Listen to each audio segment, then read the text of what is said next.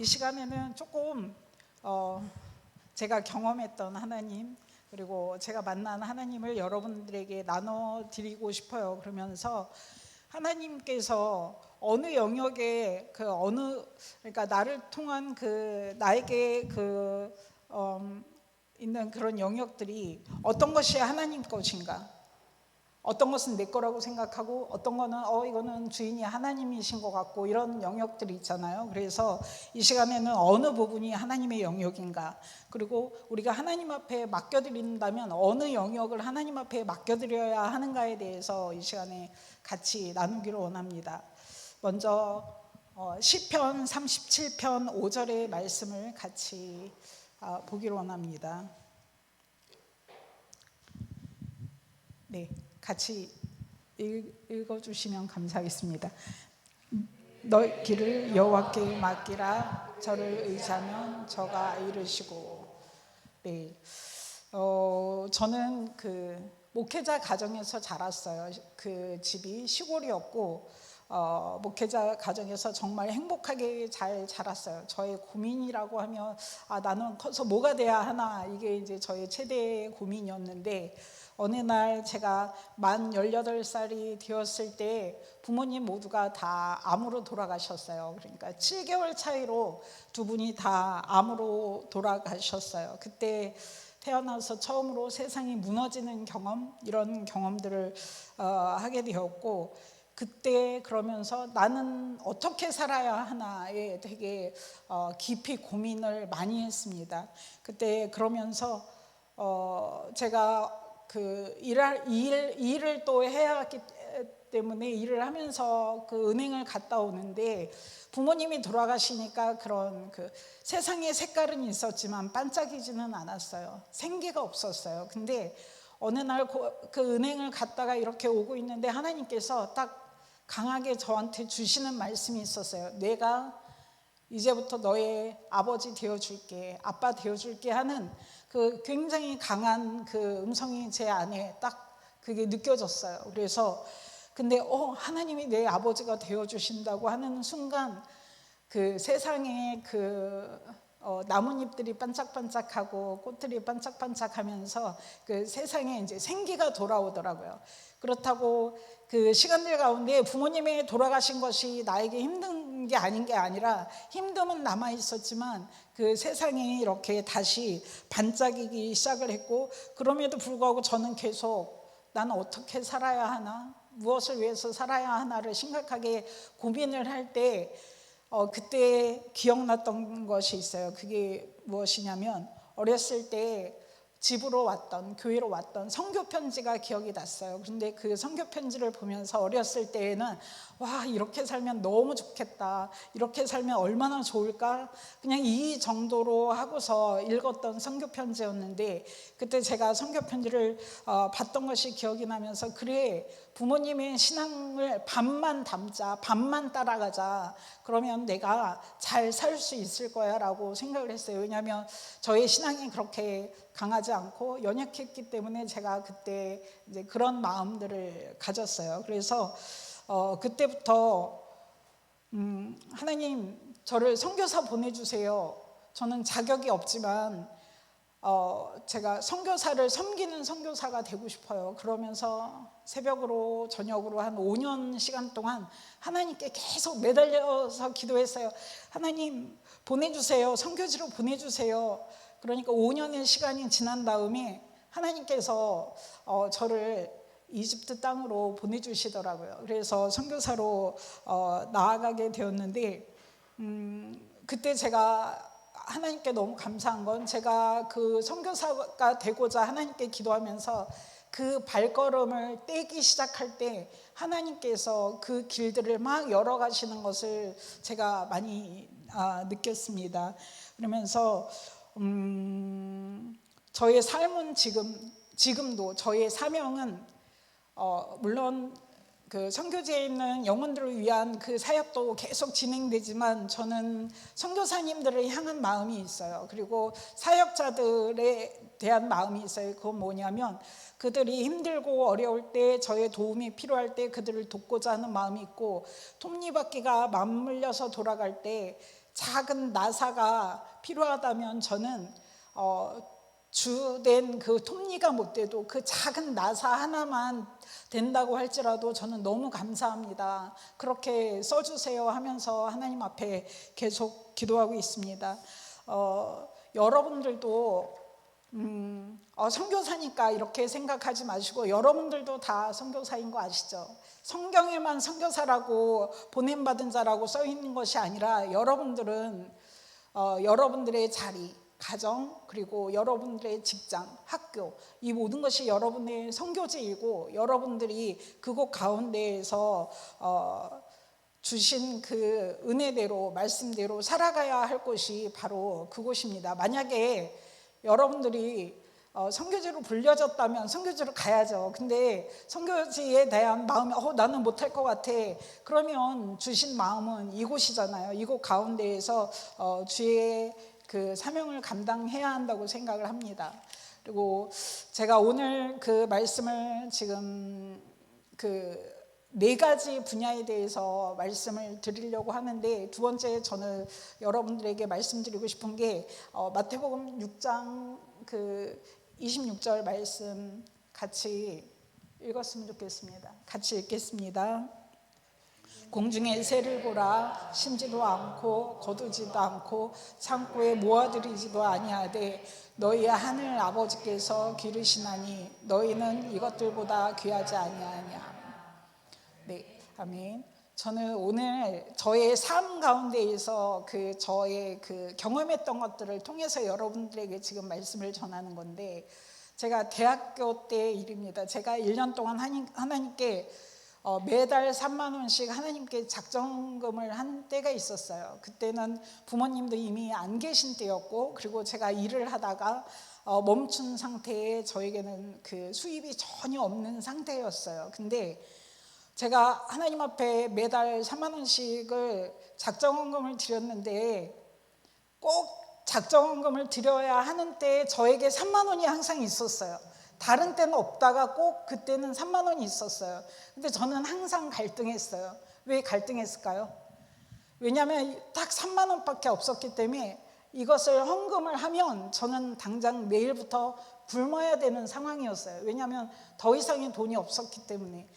그래서 고민을 했죠. 내가 작정은 했는데 이것을 드려야 할까 아니면 조금만 드려야 되나 고민이 항상 많았어요. 근데 그럴 때 일단 할 수 없다. 내일 일단 굶더라도 하나님 앞에 약속한 거 드리자 하고 드리면 너무 희한하게 그 다음날 하나님께서 꼭 채워주셨어요. 근데 제 신앙이 얼마나 연약한지 매달 낼 때가 되면 3만 원이 항상 생겼는데 저의 갈등은 항상 지속됐어요. 이걸 내면 난 또 굶어야 될지 모르는데 하는 이 걱정이 저를 항상 발목을 잡은 거죠. 근데 너무 감사한 건 제가 그 1년 동안 그 3만 원을 매달 헌금을 했고 저는 굶은 적이 한 번도 없었습니다. 그리고 또 저희가 다른 예를 드리고 싶은데, 저희가 케냐 사역을 마치고 안식년 2007년 안식년 때 저희가 오랫동안 기도했던 그 공부의 길이, 미국으로 가는 공부의 길이 열렸어요. 근데 저희가 그때 아이들이, 그러니까 2008년에 나가게 됐는데 그때는 이미 아들 셋이 다 있는 상태였고 막내가 나갈 때가 이제 5개월 때 나갔는데, 저희가 공부를 하러 미국으로 가게 되었다고 하니까 모두 너무 축하드려요 이렇게 하고, 저희는 선교비는 전부 다 끊어졌고 저희의 수입은 전혀 없는 상태로 저희 아이들의 돌반지까지 다 팔고 딱 저희에게 비행기 티켓을 사고 나니 남은 돈이 딱 300불이었어요. 그래서 그 300불을 가지고 미국 공항을 갔어요. 그랬더니 이민국에서 돈 얼마 있냐고 물어보더라고요. 근데 저희 남편이 300불 있는데 이러니까 거기서 너무 놀라는 거예요. 왜 놀랐을까요? 너무 작은 금액을 얘기하니까. 근데 저는 그때 어떻게 하지? 큰일 났다. 못 들어가는 거 아닌가? 근데 순간 저희 남편이 나 신용카드 있는데, 근데 미국에서는 그 신용이라는 게 굉장히 중요하잖아요. 그래서 무사히 입국을 했어요. 근데 무사히 입국을 했는데 애기 기저귀하고 분유사고 먹거리 한두 개를 사니까 돈이 이미 바닥이 난 상태였고, 저희는 학교에서 집하고 등록금은 이미 다 장학금으로 받은 상태로 간 거였기 때문에 그거는 걱정이 안 되었는데, 먹는 거, 생활하는 모든 게 이제 아무것도 없었던 거죠. 그때 저희들이 어떤 경험을 했냐면, 아이들이 TV 보고 싶어요. 그래? 그럼 어떻게 우리 모이자 그래서 기도했어요. 하나님, TV가 있으면 너무 좋겠어요. TV 주세요. 감사한 거는 2, 3일 안에 TV가 생겼어요. 하나님, 저희 전자레인지가 필요한데요. 전자레인지도 생겼어요. 여기 잔디 오랫동안 기르면 안 되는데 잔디 깎는 것도 필요한데요. 잔디 깎는 것도 다 이렇게 하나님께서 주셨어요. 근데 저희의 지갑은 여전히 그때는 1달러 정도밖에 없었어요. 그 1달러 있는 상태로 저희가 몇 달을 가게 되었어요. 근데 그러면서 크리스마스가 다가오니까, 미국은 크리스마스가 가장 큰 명절이거든요. 그래서 모두가 선물 사고 완전히 다 난리가 난 거죠. 다 선물을 사는데 저는 너무 괜찮다가 어느 날 갑자기 마음이 무너져 내리는 거예요. 우리 아이들을 위해서 선물을 살 돈도 없고 아무것도 없는데, 그래서 남편은 학교에 가 있고 아이들도 학교에 가 없을 때 하나님 앞에 방에서 울면서 하나님 앞에 이제 기도를 했죠. 하나님, 너무 힘들어요 이러면서 이제 기도를 했어요. 근데 그날 밤에 남편이 박스를 2개를 가지고 들어오면서 저를 막 부르는 거예요. 나가봤더니 박스 2개인데 학교 직원이 주셨대요. 하나에는 과일이 한 박스가 들어있었고, 하나에는 생필품, 우유, 밀가루부터 이런 게 한 박스가 가득 들어있는 박스를 들고 왔는데, 저는 그때 너무 감사하고 너무 기뻤어요. 왠지 아세요?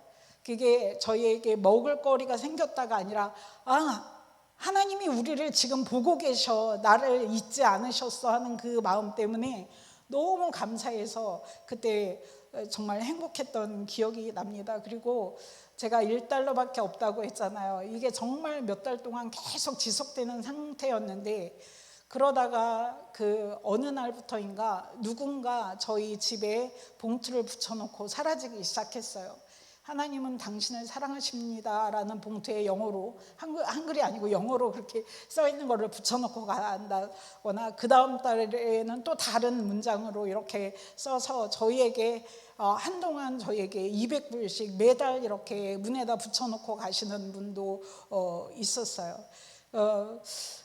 그리고 또 한 가지는 이제 또 다른 예화를 들고 싶은데, 이제는 다 큰 상태에서 얼마 전에 작년, 재작년이 이 정도 될 것 같은데, 저희 작년이었던 것 같아요. 저희 둘째 아이가 지금 미국에서 공부를 하고 있는데 전화를 했어요. 그 아이가 원래는 어떤 아이냐면, 나한테 돈 투자하는 거 아까워하지 마세요. 내가 돈 많이 벌어서 다 갚아줄 테니까 아까워하지 마세요 이랬던 아이였어요. 그러더니 어느 날 전화를 해서, 아무래도 내가 이제 선교사 자녀들을 돌보는 사역들을 해야 할 것 같아서 이제는 내가 돈 버는 게 잘 안 될 것 같다고, 그래서 하나님 앞에 엄마 아빠의 삶을 부탁드리고 나의 삶도 하나님께 부탁을 드린다고 그렇게 하면서 전화가 왔더라고요. 그래서 그래, 너가 사역을 한다니 너무 감사하고 잘됐다.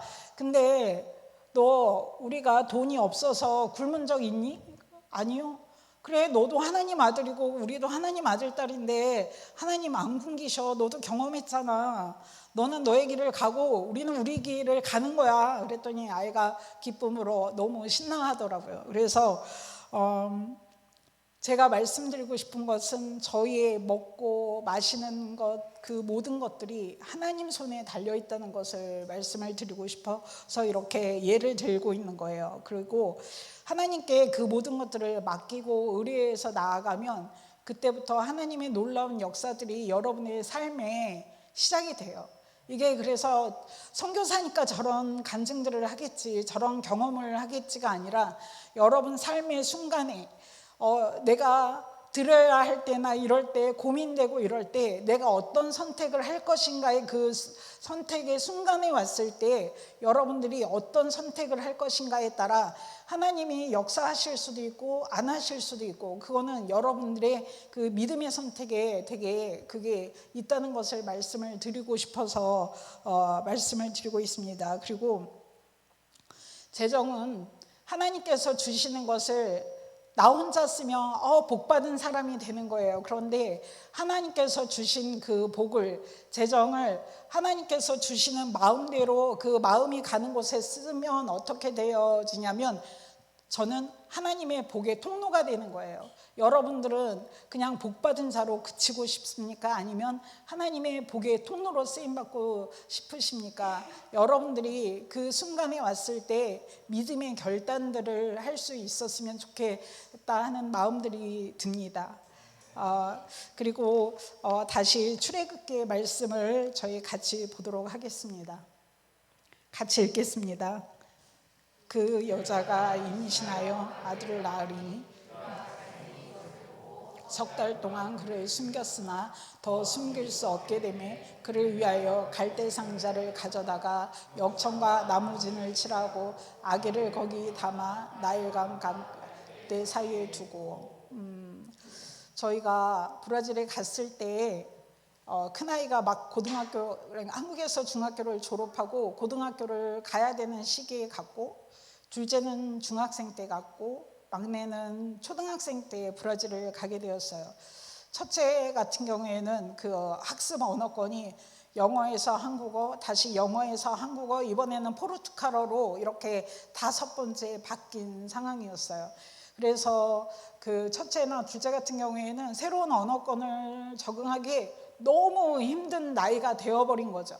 근데 저희가 국제학교를 넣었으면 좋겠지만 가자마자 그 브라질 현지 학교로 이 아이들을 보냈어요. 그랬더니 이 아이들은 너무나도 자기의 머리는 이미 10대 후반의 머리인데 자기의 언어 수준은 갓난아기와도 같은 아무것도 할 수 없는 상태로 가니까 이 아이들이 너무 힘들어하더라고요. 근데 그 힘듦이 어느 정도였냐면 점점 이 아이들의 신앙이 하나님으로부터 멀어지는 게 제 눈에 너무 보였어요. 예배 시간에 점점 그 하나님으로부터 멀어지고 있는 게 보이기 시작하는 거예요. 그 순간에 제가 부모님이 돌아가셨을 때 엄청 놀라면서 심장이 바닥을 치는 것과 같은 그런 저의 심장이 바닥으로 뚝 떨어지는 그 느낌들을 받고 그게 그냥 하루 안 그리고 끝나는 것이 아니라 그 상태로 저의 삶이 한참 갈 정도로 그것이 너무나도 제 삶에 너무 힘들고 그리고 이 아이들이 자녀들이 믿음 안에서 주님을 주인으로 모시고 사는 삶이 이 아이들에게도 얼마나 중요한지를 그때 제가 온전히 깨닫게 된 거죠. 그래서 그때 정말 하나님 앞에 엄청 뜨거운 눈물로 기회가 될 때마다 그리고 새벽으로 밤으로 정해진 시간마다 하나님 앞에 정말 울면서 이 아이들을 위해서 기도를 했습니다. 근데 아이들한테 너 왜 이래? 이러지 말아야지 이렇게 할 수도 없었어요. 왜냐하면 저희의 선택 때문에 저희가 그 길을 갔기 때문에 이 아이들이 당하는 고통이었기 때문에 저희가 어떻게 이 아이들한테 그러지 말라는 소리도 할 수 없었고 그냥 기도만 하는 거죠.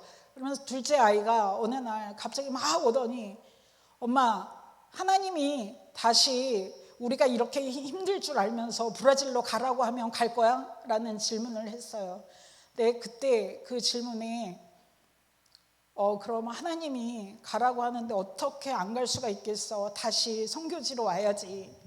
그랬더니 이 아이가 그럴 줄 알았어 이러면서 막 울면서 자기 방문을 쾅 닫고 가서 정말 막 엉엉 우는 거예요. 근데 저희의 마음은 너무 찢어지는데 어떻게 해줄 수가 없더라고요. 그 시간들이 흐르면서 저희가 그 아르헨티나에 있는 그 아르헨티나에서 선교사 그 가족 수련회가 있는데 참여를 하게 되었어요. 그때 아마존에서 성경 번역하시는 선교사님이 저희 둘째를 보고 너는 아마존에 있는 선교사 자녀 학교로 와야 돼. 이러면서 강력하게 이 아이를 부르기 시작을 하셨어요. 그랬더니 둘째 아이가 전에는 그 학교가 있는 걸 얘기를 해줬어요. 갈래 할 때 전혀 관심이 없어 보였다가 그때부터 너무 가고자 하는 마음들이 막 이 아이에게 생기기 시작을 한 거죠. 그러면서 또 아르헨티나에서 만났던 사모님이 저에게 요게벳의 노래 찬양을 카톡으로 보내준 거예요. 그러면서 이 요게벳의 찬양, 그 노래 찬양을 듣는데 정말 저의 심정이 요게벳의 그 마음이었어요.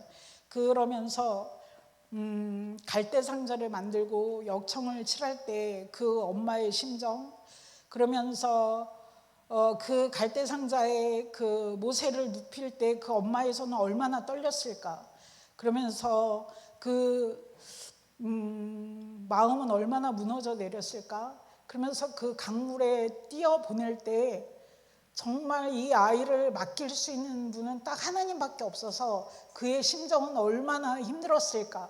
그게 그냥 제 심정이 딱 되어서 너무 눈물이 나는 거예요. 계속 그 찬양을 들을 때마다 너무 힘들더라고요. 그러면서 기도 가운데 하나님이 그 다음부터 저희한테 이제 요구하시더라고요.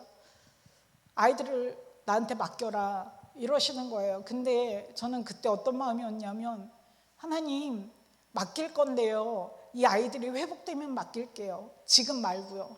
근데 계속 그 찬양이 마음 가운데 생각날 때마다 하나님은 계속 이 아이들을 맡기라고 계속 요구하시는 거예요. 근데 하나님 지금은 아니고요, 조금만 더 있다가요. 근데 하나님이 계속 요구하시는 거예요. 나한테 맡겨라.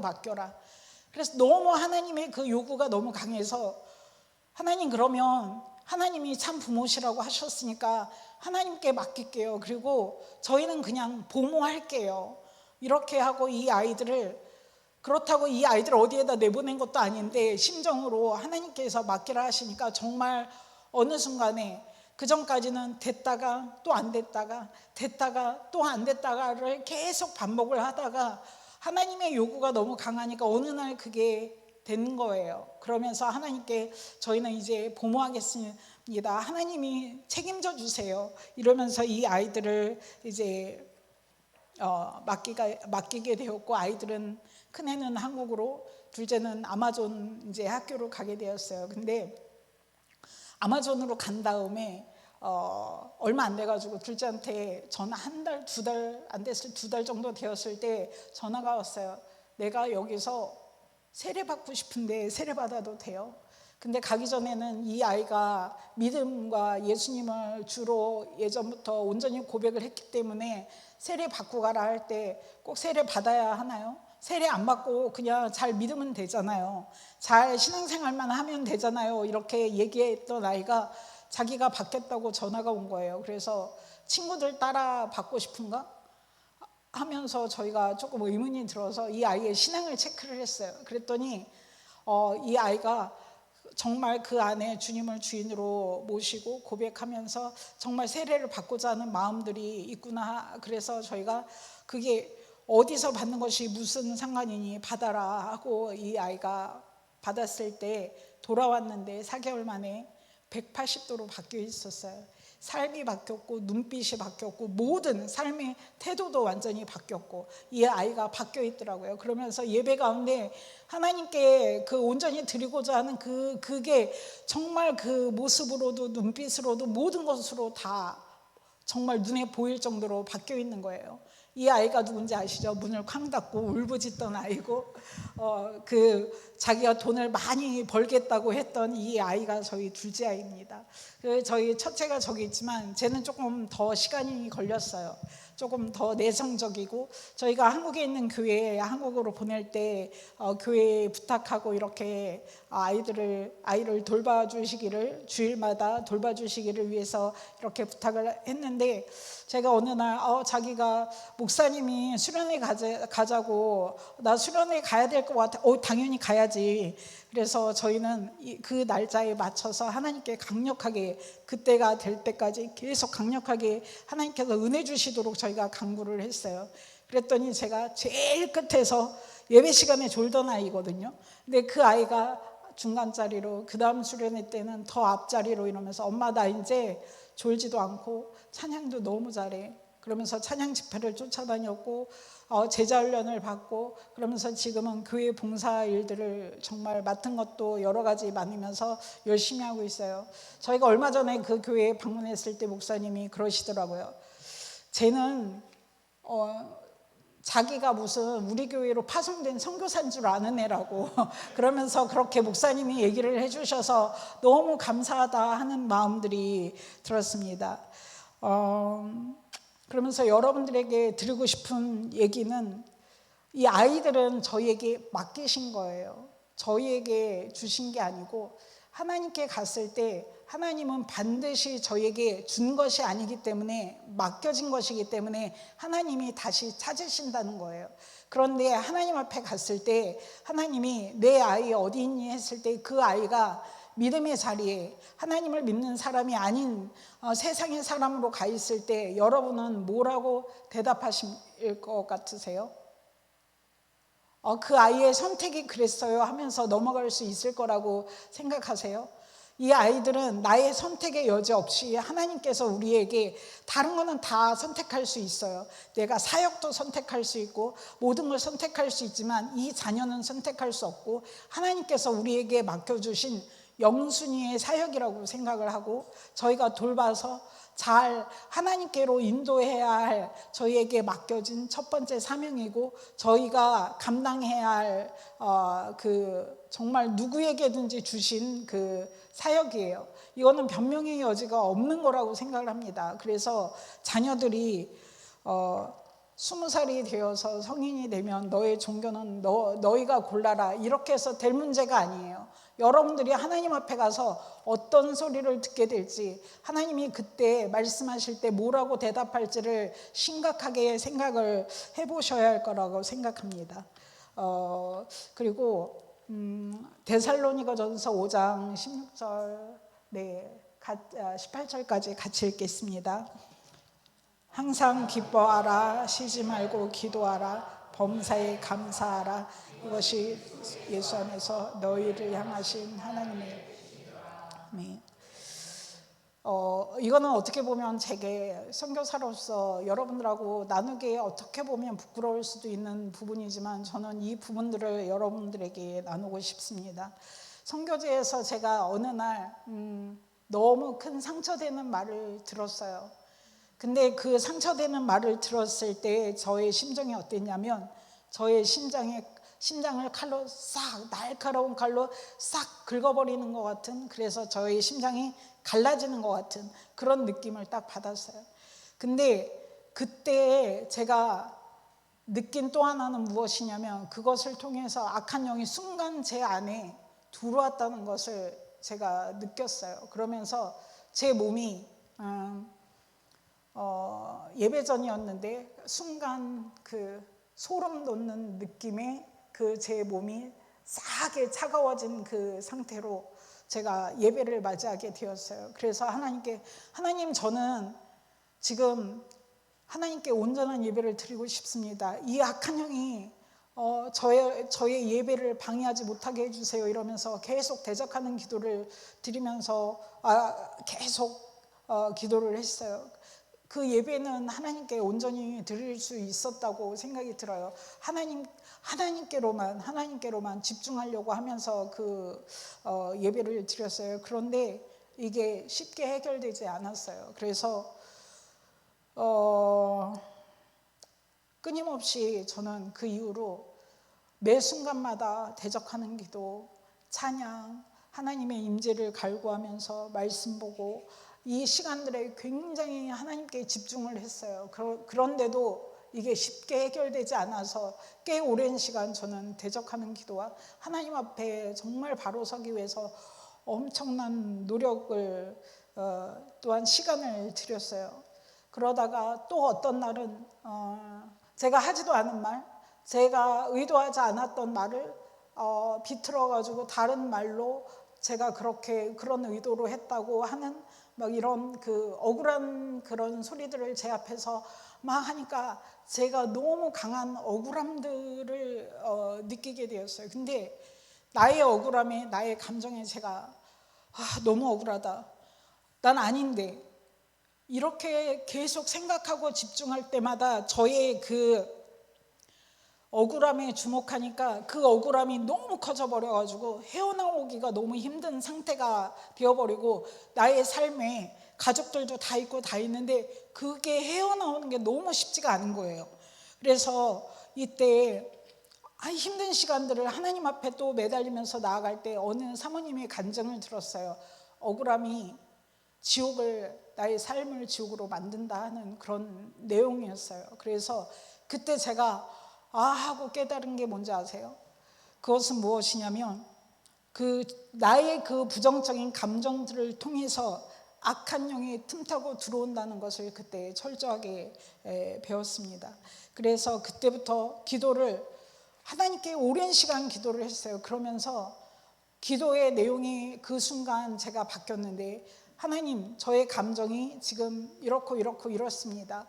하나님, 근데 제가 제 이 감정을 스스로 해결할 수가 없어요. 그래서 저는 이제 주님의 손에 저의 이 감정을 모두 올려드리겠습니다. 하나님이 알아서 이 감정들을 해결하여 주시고 저한테 평화를 주세요 하고 기도를 한 다음에 제 마음 가운데 이제 그 감정은 내게 아니고 주님이 해결하셔야 할 주님의 거야. 그리고 딱 맡겨버리고 나니까 제 가운데 좀 전까지 1분 전까지는 그게 온통 나의 모든 것을 지배했던 것 같은 것이 순간에 딱 평화로 바뀌는 것을 느꼈어요. 근데 그러고 또 잠잠히 잘 살아가다가 또 부정적이고 그런 억울한 것 같은 상황이 또 되었을 때 그 감정이 다시 또 올라오더라고요. 그럴 때마다 하나님 앞에 똑같은 방법으로 또 아래에서 올리고 또 아래에서 올리고, 그런데 그럴 때마다 하나님은 저에게 평화를 주시더라고요. 그래서 그때 제가 배운 것은 감정을 어떻게 처리해야 하는지, 그리고 그 감정을 올려드릴 때 하나님께서 어떻게 해주시는지에 대해서 배우게 되었습니다. 그러면서 제가 이번에 저희 지난 2주간에 저희가 선교사 재교육을 받았어요. 다시 선교사를 나가려고 하면 재교육을 받아야 하는데 그때 목사님의 말씀 중에 여러분과 나누고 싶은 말이 있어서 나눕니다. 사단이 합법적으로 거하는 장소가 있습니다. 어딘지 아세요? 합법적으로 거해요. 유다서 1장 6절 보시겠습니다. 같이 읽겠습니다. 또 자기 주의를 지키지 아니하고 자기 처소를 떠난 천사를 큰 날의 심판까지 영원한 결박으로 흑암에 가두셨습니다. 사단이 합법적으로 거할 수 있는 곳은 흑암이고 어둠이에요. 그래서 이 어둠의 그 처소에 사단이 합법적으로 거하는데 어두움과 밝음이 있습니다. 여러분, 기쁨은 어둠일까요? 밝음일까요? 그러면 감사는요? 행복은요? 슬픔은요? 그러면 억울함, 상처, 두려움, 미워하는 마음, 원망, 불평, 이런 거 다 어두운 마음이잖아요. 이 마음을 우리가 가지고 있을 때 사단은 합법적으로 그 가운데에서 거할 수가 있습니다. 두려움 안에 거하면, 사단이 두려움 안에 거하면 우리가 두렵게 느껴졌던 그것이 사단은 현실로 만든다고 해요. 성경에 이 대표적인 예의 사람이 나오는데 누구냐 하면 욥기예요. 저는 이번에 이걸 새롭게 알게 되었는데 욥기 3장 25절에 보면 내가 두려워하는 것이 내게 임하고 내가 무서워하는 그것이 내 몸에 미쳤구나 이러면서 이 욥에 당한 이 고난들이 그 전에 욥은 이것을 두려움으로 갖고 있었다는 거예요. 그래서 이 두려움의 마음 또한 그 어두움인 것입니다. 예수님께서 십자가에 달려 돌아가실 때 돌아가시고 부활하셨잖아요. 그러면서 저희가 구원을 얻었어요. 구원을 받았는데 예수님께서 십자가에서 돌아가심으로 인해서 저희가 전에는 사단의 세력 가운데 그리고 죄 가운데 거하던 저희를 예수님의 그 피로 저희의 그 죄값을 내신 거죠. 지불하시고 저희를 죄 가운데서 들어서 이렇게 하나님의 자녀로, 그리고 예수님의 그 소유로 저희를 만들어 주신 거예요. 근데 그러면 어떻게 되냐면 저희의 주인은 예수님의 그 피로 사신 거잖아요. 그러면 더 이상 저희는 저희의 주인이 될 수 없고, 저희의 주인은 예수님의 저희의 주인이 되신 거예요. 그러면 우리는 예수님이 나를 위해서 구원해 주셨어 할 때 우리의 영혼을 위해서 구원해 주셨다고 당연히 믿고 있어요. 그러면 예수님이 우리를 위해서 구원해 주신 영역이 영만이라고 생각하십니까? 우리의 육체도 그에 해당되고, 우리의 감정도 그에 해당되고, 우리의 모든 영역이 예수님께서 그 저희를 구원해 주신 영역에 모든 영역이 들어가는 거예요. 그것은 저희의 모든 영역의 주인이, 감정은 이것은 내 거고 저것은 예수님 거가 아니라 모든 영역이 다 주님의 것이라는 것입니다. 그리고 주님을 구주로 믿는 그 순간에 저희는 하나님의 자녀가 됐잖아요. 요한복음 1장 12절에 나오듯이, 그럴 때 하나님 앞에 우리가 고백하고, 하나님, 제가 제 안에 어둠이 있습니다, 하나님 용서해 주세요, 회개하고 예수 그리스도의 이름으로 대적할 때 승리할 수 있고 물리칠 수 있는 것입니다. 데살로니가전서 5장 16절 18절이 이게 무엇이냐면 명령하신 거잖아요. 이 명령이 무엇이냐면 우리가 승리할 수 있는 방법, 우리가 빛 가운데 매 순간 거할 수 있도록 항상 기뻐하라, 쉬지 말고 기도하라, 범사에 감사하라. 우리가 이런 삶을 매일 사는 그 순간에 우리 가운데는 어두움이 있을 수 없고, 우리의 삶이 빛으로, 우리가 빛 가운데 거하게 되는 거죠. 그 어두움이 있을 때 빛이 들어가면 그 빛이 밝은 게 보이지만, 밝은 가운데 어둠의 빛이 보이지는 않잖아요. 우리가 사단이 틈탈 수 없도록 우리가 항상 기뻐하고 감사하는 생활 가운데 있을 때 여러분들은, 또한 저는 승리할 수 있는 것입니다. 여러분들이 에어컨이 고장나면 어떻게 하시나요? 지금 시원하고 막 이렇게 하는데 어떻게 하세요? 물론 AS를 부르겠지만 제일 먼저 보는 게 뭔가요? 사용 설명서를 보잖아요. 어떻게 고칠 수 있을까? 어느 게 문제가 있을까를 사용 설명서를 보는데, 우리도 만들어질 때 하나님께서 그런 사용 설명서 원리가 있어요. 창세기에 보면 하나님께서 만드실 때 저희를 어떻게 만들었다고 하시는지 기억나세요? 주일날 설교한 거에서도 힌트를 얻을 수 있으실 것 같은데, 하나님께서 우리의 형상대로, 우리의 모양대로 사람을 만들자. 그것은 어떤 것이냐면 동그란 원 안에 성부, 아버지 하나님, 아들 하나님 예수님, 성령님이 이렇게 같이 계시면서 같이 있는 모습이에요. 이거는 무엇이냐면 사랑 안에서 하나님과 예수님과 성령님이 사랑으로 하나 되고 같이 교제 나누시는데, 교제하기에는 너무 간단한 언어인 것 같아서 코인노니아를 이루면서 같이 일을 하시는 관계, 이게 하나님이 말하시는 우리의 모습이고, 그 다음에 이것이 저희를 만드신 원리인데, 저희는 어떻게 만들어졌냐 하면 똑같이 동그란 원 안에 하나님, 그리고 너 이렇게 되어 있어요. 그래서 사람은 하나님과 나와 너 같이 그 안에서 서로 사랑하면서, 그리고 서로 교제하면서 서로 같이 일을 하도록 하나님이 만드신 그 원리가 이렇게 되어 있는 거예요. 그래서 제가 오랜 시간 하나님 앞에 되게 고민했던 게 있어요. 그게 뭐냐면, 하나님, 제가 하나님 앞에 고백하고 나아갔는데 왜 제 마음 가운데 찌꺼기처럼 뭔가 해결되지 않은 것 같은 이 감정은 뭘까요? 하나님, 제가 믿음이 없는 건가요? 하나님 앞에 계속 구할 때 해결이 안 됐었는데, 제가 그 원리에 대해서 알게 되었을 때, 그래서 내가 해결이 안 됐구나. 하나님과 나는 있었는데 같이 사랑하면서 나누고 같이 할 너가 없었구나에 초점이 맞춰진 거예요. 그러면 반대로 내가 너를 위로해 줄게, 우리 위로하자, 이렇게 하면서 내가 너 도와줄게, 이거가 또 완전한 모습인가요? 이거는 완전한 모습이 아니에요. 왜냐? 하나님이 빠졌기 때문에. 하나님이 하시는 그 놀라운 역사들이 굉장히 크거든요. 왜냐하면 제가 느꼈던 것은 많은 부분이 해결이 안 된 게 아니라 거의 다 해결됐는데 단지 너무 조그만 부분이 해결이 안 됐었는데 그 원리를 알고 난 다음에 이거구나. 이 원리대로 할 때 우리가 온전한 치유가 일어날 수 있고 우리가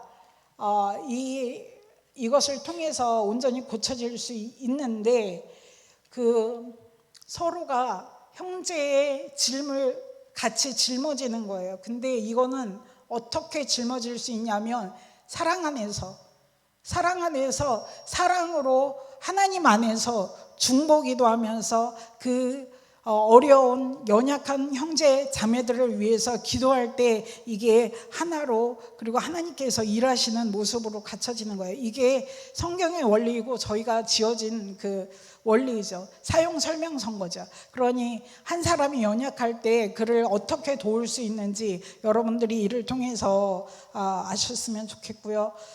우리는 주님을 믿는 우리는 하나님이 없이는 우리가 우리 자신을 그 소유권을 주장하면서 이렇게 하나님이 주인이신데 주님이 주인이신데 저희는 소유권을 주장할 수 있는 사람들이 아니에요. 그래서 우리 하나님 요것만큼은 내가 정말 잠그고 요것만큼은 내어줄 수 없어요 하는 모든 것들을 하나님께서는 성공 긍정적이고 밝은 모습도 주님이 주인이시지만 우리 안에 있는 실패하고 연약하고 상처받고 그 아픈 상한 감정 또한 그것도 주인이 주님이신 거예요.